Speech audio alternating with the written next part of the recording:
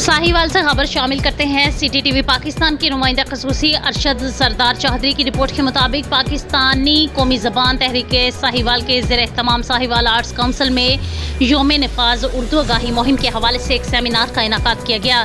Seminar में तहरीक के सदर सैयद रियाज हसन जैदी, रईस सदर doctor Tahir Siraj, director colleges professor Masood Faridi, director Sahiwal arts council doctor Syed Riaz Hamdani, principal government college doctor Mumtaz Ahmad Bhattu, Rotary के साबिक assistant governor Ziaur Rahman Khan, governor government college Sahiwal के शोबा उर्दू के सरबराह डॉक्टर इफ्तिखार शफी ने और वकला, ताजर, तलबा और उस्तादा ने बड़ी तादाद में शिरकत की। तकरीब से खिताब करते हुए सैयद रियाज हसन जैदी ने कहा कि आइन पाकिस्तान में उर्दू को कौमी ज़बान करार दिया गया है, इसलिए नफाज उर्दू हमारी जिम्मेदारी है। उन्होंने कहा कि उर्दू पूरे मुल्क में बोली और समझे जाने वाली ज़बान है।